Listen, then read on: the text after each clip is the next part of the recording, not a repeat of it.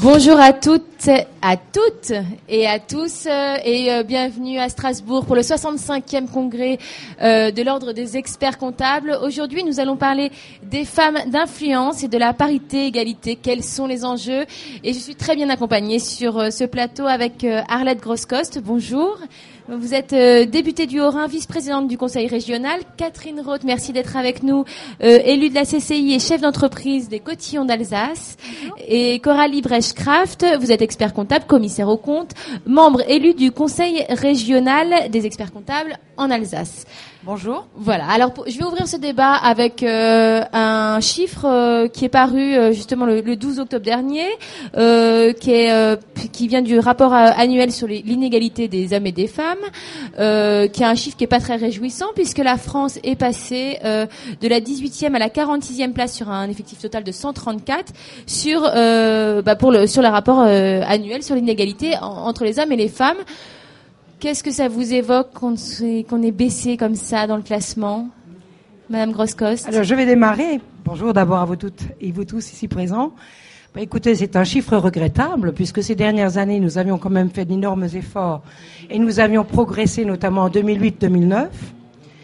Il est vrai que nous venons de loin puisque je vous rappelle, mesdames, que le droit de vote existe pour nous seulement depuis 1944, confirmé en 46, et que nous avons dû attendre jusqu'en 1966 pour avoir l'autorisation de travailler sans l'autorisation de nos époux. Donc vous voyez, nous avons rattrapé pas mal de temps, c'est vrai. Pour autant, il y a encore beaucoup de travail à faire, le moins qu'on puisse dire.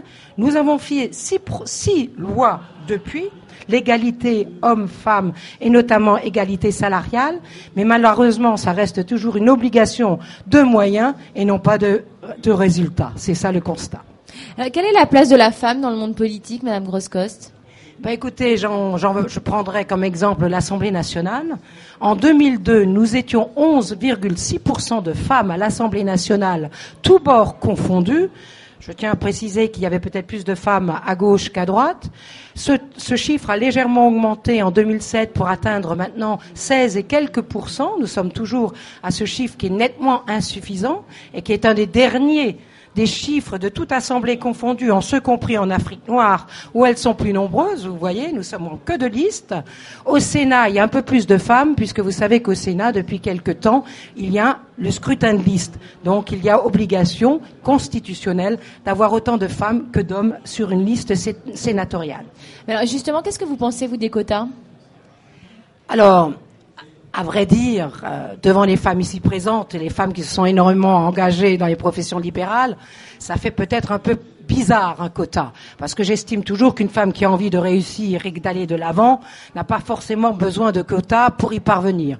Pour autant, je parle des quotas, notamment la dernière proposition de loi qui a été acceptée à l'Assemblée et qui sera discutée à la fin au Sénat, c'est-à-dire les 40% d'obligation de femmes dans les conseils de surveillance et dans les conseils d'administration de quelque entreprise que ce soit. Je précise quand même qu'à l'heure actuelle, il y a déjà une charte de bonne conduite pour les entreprises du CAC 40. Alors c'est vrai, on peut s'interroger, est-ce qu'il faut absolument 40% de femmes dans les conseils d'administration?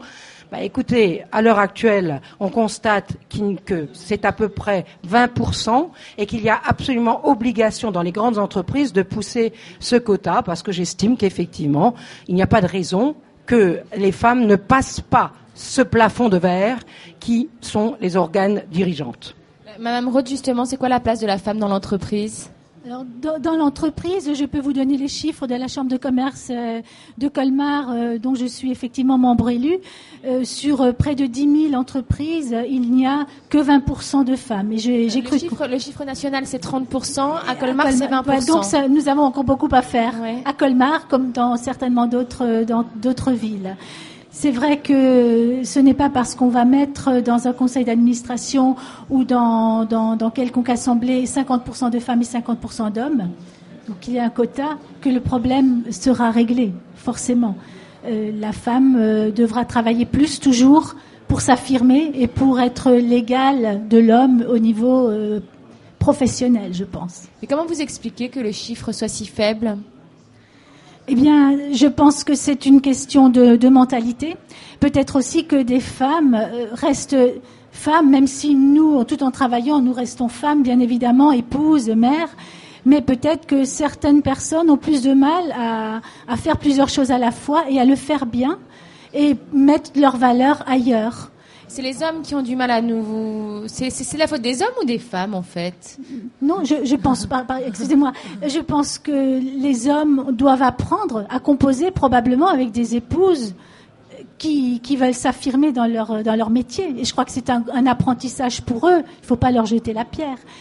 Madame Groscos, vous vouliez dire? Oui, non, je constate quand même qu'il y a encore une discrimination évidente, que c'est évidemment culturel. On ne rattrapera pas le phénomène aussi rapidement. Il y a des progrès qui sont faits, mais le constat est toujours le même. Il y a une inégalité salariale dans quelque entreprise que ce soit. Et si l'entrepreneuriat féminin existe, il est de l'ordre de 30% au niveau national, c'est bien parce que les femmes, quelque part, entendent être plus autonomes et gagner autant que leurs diplômes leur permettent, parce que le constat, c'est que les femmes, en règle générale, sont plus diplômées que les hommes. Il y a un tiers de plus de femmes qui suivent un cursus universitaire par rapport aux hommes. Et alors, au sein du conseil régional de l'ordre de Strasbourg... Effectivement, je vais peut-être rebondir sur ce que disait Madame le député. Au niveau des experts comptables, on est à peu près dans les chiffres nationaux, puisqu'il y a 20% de femmes experts comptables. Au niveau du congrès, on est un petit peu plus représenté, puisque nous sommes aujourd'hui 30% des participantes. Donc ça, c'est une très bonne chose. Et le gros problème de notre profession, c'est qu'au niveau des études, on est également effectivement à parité totale. Il y a autant de femmes que d'hommes, et pourtant, les femmes ne s'inscrivent pas à l'ordre, n'exercent pas la profession en tant que libérales, parce que, à un moment, il y a une crainte, il y a des distorsions, et donc c'est l'effort que nous souhaiterions faire dans notre profession.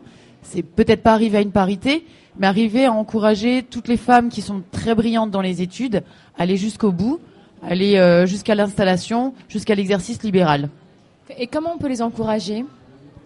Alors, par exemple, par ce type de manifestation et de témoignages, là on a des femmes d'influence qui peuvent motiver les jeunes femmes à se dire finalement c'est réalisable, finalement nous avons les compétences.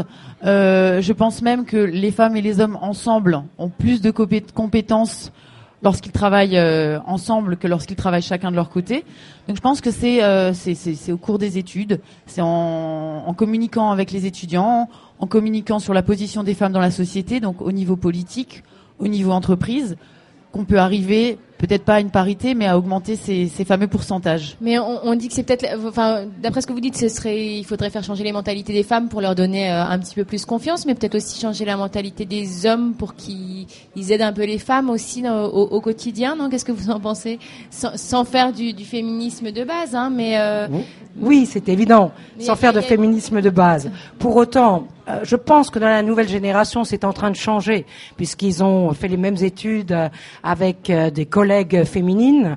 Encore une fois, je pense qu'aussi le fait que les femmes ont des carrières très souvent fractionnées, elles ne sont pas ascendantes de la même manière, parce qu'elles acceptent aussi de prendre du recul lorsqu'elles ont des enfants, par exemple. Il est un fait que c'est un tout. Donc, il faut en tenir compte. Nous sommes dans un débat d'actualité à l'heure actuelle, puisque nous parlons au Parlement à l'heure actuelle de la réforme des retraites. C'est évident que là aussi, nous voyons que quelque part, ce sont les femmes qui sont perdantes dans ce cadre-là, parce qu'elles ont des carrières fractionnées, parce qu'elles gagnent moins, même si elles ont autant de trimestres que les hommes, voire davantage, eu égard à la bonification des enfants, ma foi, leur retraite est quasiment du simple au double, au motif qu'elles ont moins de rémunération. Vous vouliez ajouter quelque chose ? Je voulais éventuellement parler de la création d'entreprises, puisque je préside la plateforme d'initiative locale à Colmar, qui aide les créateurs d'entreprises ou des repreneurs d'entreprises. Et la tendance actuellement est à 60% de repreneurs ou de créateurs hommes et 40% femmes. Donc on voit quand même qu'il y a une tendance actuellement à un équilibre qui sera peut-être atteint dans quelques années. C'est quoi l'avantage d'engager une femme? Vous me parliez du PIB carrément, qu'elle allait augmenter s'il y avait plus de femmes qui travaillaient. Alors, Oui. alors je veux plus d'explications là. Oui, là encore, évidemment, je vise une étude qui avait été faite dans une université en Suède, je crois, qui disait que l'égalité professionnelle homme-femme entraînerait de facto une croissance du PIB de 15 à 45% pour l'Union européenne. Alors j'espère, Qu'est-ce qu'on attend? voilà, j'espère qu'on va être entendu sur ce chiffre. Ben voilà, cette étude met en avant le fait que les femmes sont certainement, et je le constate et je le confirme, sont sinon aussi productives, certainement plus productives, et qu'elles savent s'organiser en conséquence, et qu'effectivement une entreprise où il y a un effectif féminin important a tendance à faire un chiffre d'affaires plus important encore. On constate par exemple qu'à Eiffage, qui est une société typiquement masculine où les cadres sont essentiellement masculins, eh ben l'augmentation du chiffre d'affaires n'est pas aussi importante en croissance qu'une entreprise comme LVMH, où évidemment l'effectif cadre est nettement supérieur à l'effectif masculin cadre. Mais peut-être que aussi ça dépend de l'entreprise. Il y a des entreprises qui sont quand même à sensibilité plus féminine ou à sensibilité plus masculine. Oui, c'est évident qu'Eiffage, il y a plus d'ingénieurs, évidemment, que de commerciaux, etc. Mais ça ne devrait pas jouer parce que finalement, il y a autant dans les écoles d'ingénieurs, au jour d'aujourd'hui, l'égalité se fait quasiment dans les effectifs. Vous vouliez ajouter quelque chose, Madame Roth? Je pense qu'il va falloir qu'on embauche beaucoup plus de femmes dans nos entreprises. Tout simplement. Tout simplement. Et au niveau des experts comptables, alors vous pensez que c'est quoi le cap 2020 justement pour les femmes experts comptables? Alors le cap 2020, ce serait justement d'avoir toutes les étudiantes experts comptables stagiaires, experts comptables diplômés qui restent dans notre profession, qui arrivent à concilier ce métier avec une vie de famille et justement à mettre en avant nos compétences de femmes, donc à améliorer le PIB national, pourquoi pas. Et par contre, je pense qu'on est quand même une profession qui est de plus en plus ouverte vers la femme. On a constitué à l'initiative de notre président Zorniotti une commission femmes.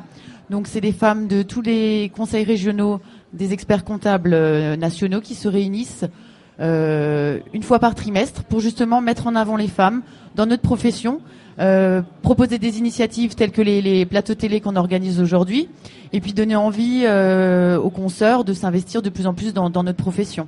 Finalement, est-ce que l'avenir, ce serait pas qu'on n'ait plus besoin de faire tout ça? C'est évidemment l'avenir idéal. Mais je pense que d'ici une vingtaine d'années, avec l'évolution telle qu'elle se dessine, avec une volonté affirmée tant des femmes que des hommes, parce qu'on oublie de dire et de préciser que les quotas valent autant pour les hommes que pour les femmes. Si nous mettons 40% dans les conseils d'administration, ça voudra dire qu'on réserve 40% aussi de mandats aux hommes, finalement. Le problème à l'envers. Ben, en tout cas, merci beaucoup. Vous vouliez ajouter quelque chose, peut-être, Madame Groscost? Non, moi je trouve que votre initiative est parfaite, comme le disait notre jeune expert comptable, notre jeune et joli expert comptable. Vous voyez qu'on peut tout faire en une seule fois, et c'est peut-être ça la progression du PIB. Je veux dire, cette initiative est importante. Sachez que les législateurs sont toujours, au devant de la scène pour s'occuper de cette différence salariale. Il est temps que les femmes percent le plafond de verre en question.